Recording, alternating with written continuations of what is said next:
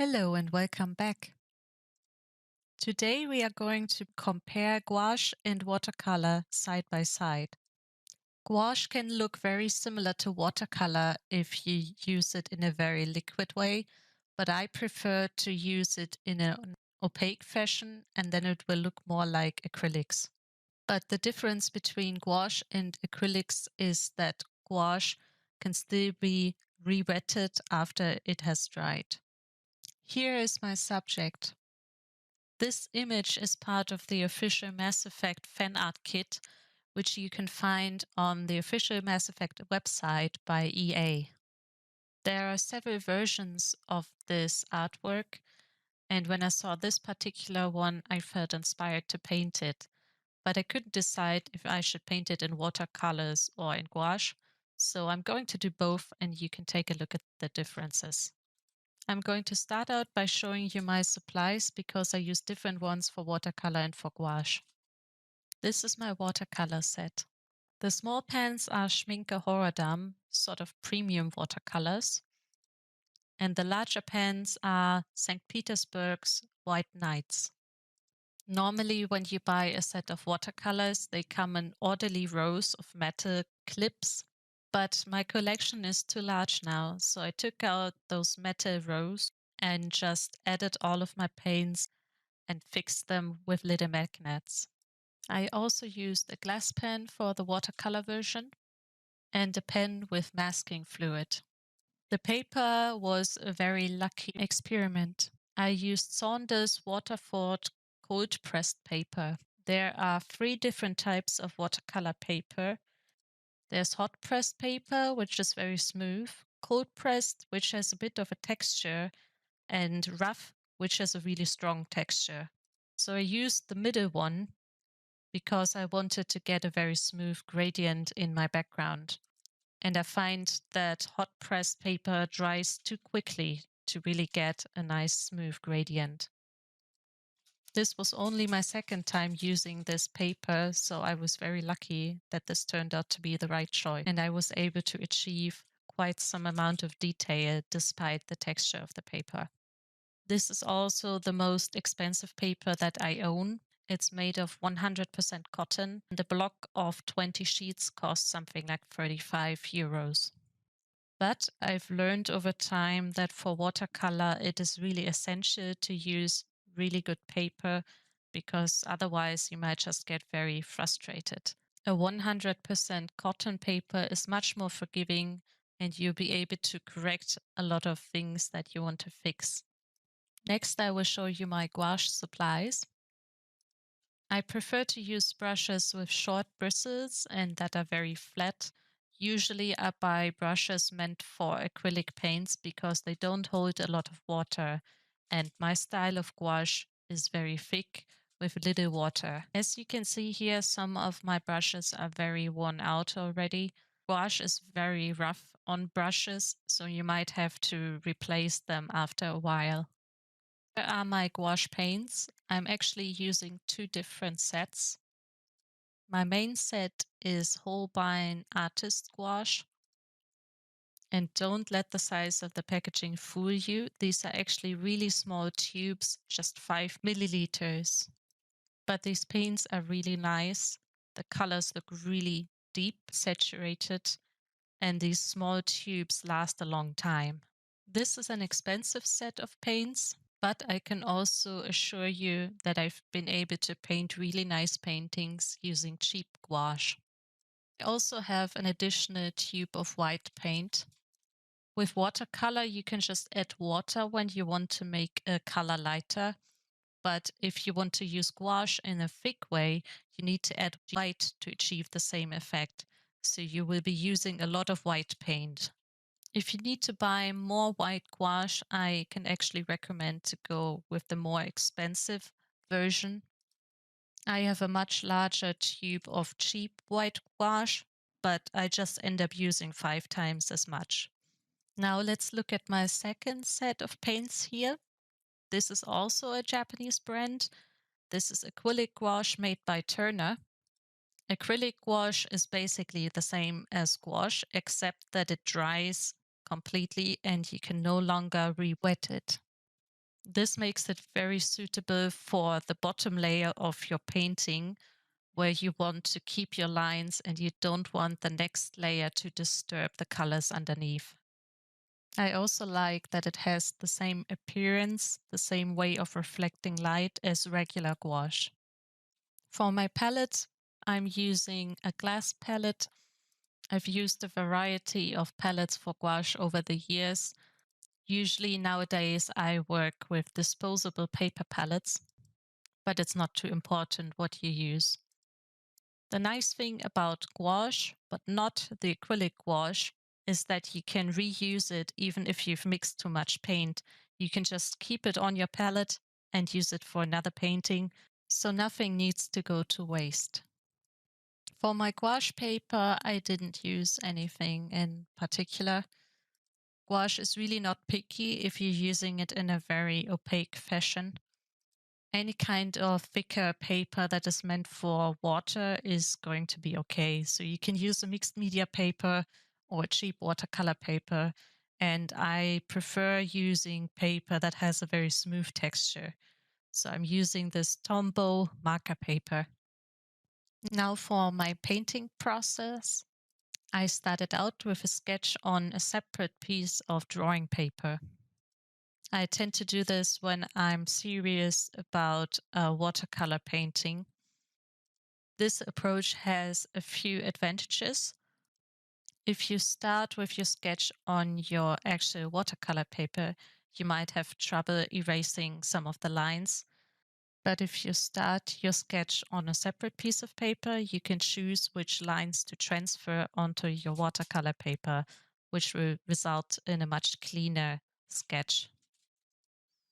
It also almost functions like a save point. So if you mess up any part of the painting later on, you can always return to your sketch, transfer it onto a new piece of watercolor paper, and start over again. And as you will see in a moment, you can also take the opportunity when you're transferring your sketch onto your watercolor paper to rearrange where it will be on the page. In this case, for our watercolor and gouache comparison, it also helps me to have exactly the same sketch for both paintings.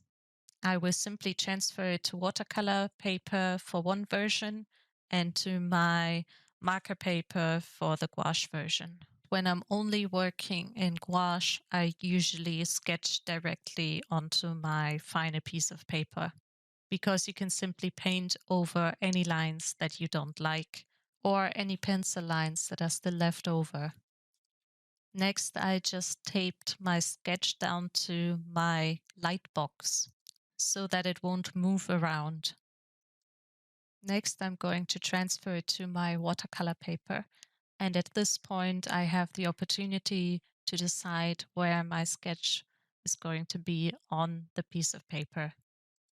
Sometimes I start out sketching way too far on the left or the right side, and at this point, you can fix that.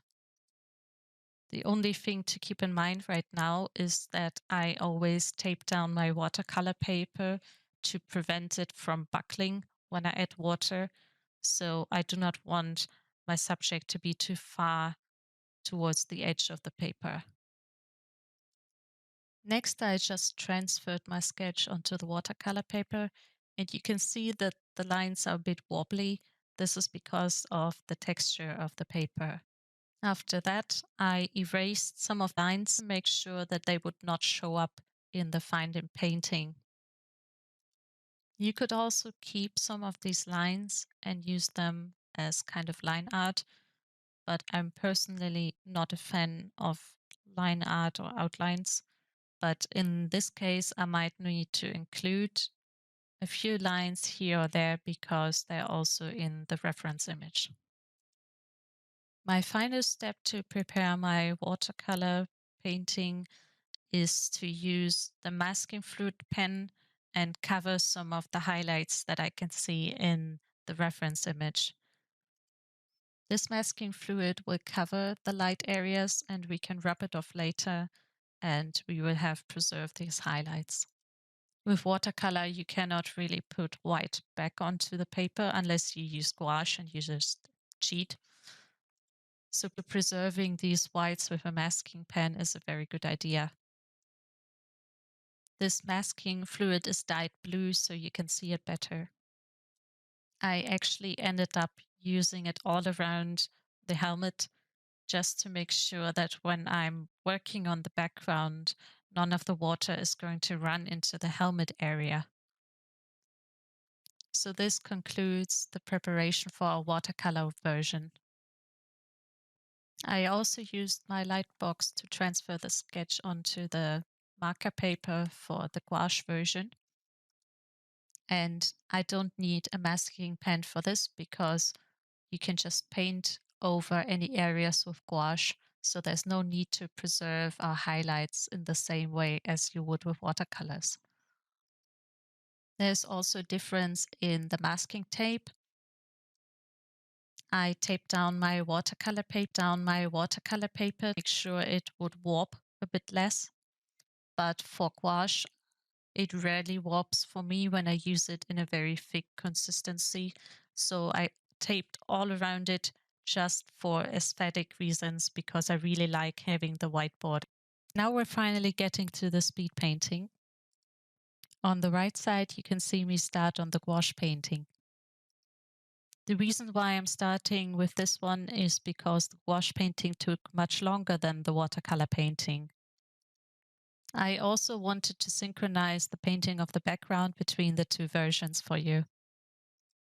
For the watercolor painting, I started out by covering my highlights and preserving them for later. But with the gouache version, I started out painting the shadows instead, so it was almost a reverse process. I'm using the acrylic gouache here to make sure that this bottom layer is not going to move if I paint on top of it. You can see me starting on the background for both paintings. This is where one of the differences between gouache and watercolor becomes really apparent. It is much easier to get a smooth gradient with watercolors. But I have to say that the expensive paper really helped with it because I did not do a good job at applying the paint in an even fashion. By comparison, the gouache gradient took much longer and I still wasn't satisfied with it when I finished the painting, but I was out of time at that point. The watercolor and the gouache painting are going to look quite different once they're done. These two media have a different appearance, and it's a matter of personal preference which one you like.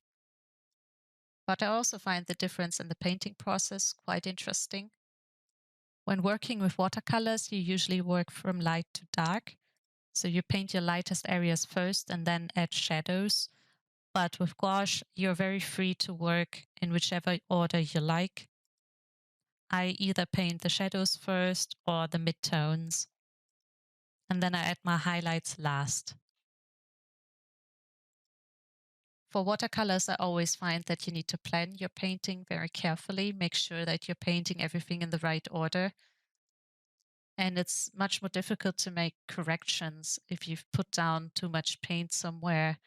And at least for me personally, the learning curve with watercolors was much steeper, and it involved investing in more expensive supplies, in particular the paper. Gouache, on the other hand, I picked it up at some point after watching a video by Hajra, a YouTuber, and I just felt that I understood it in some way. And even my early paintings have been quite decent.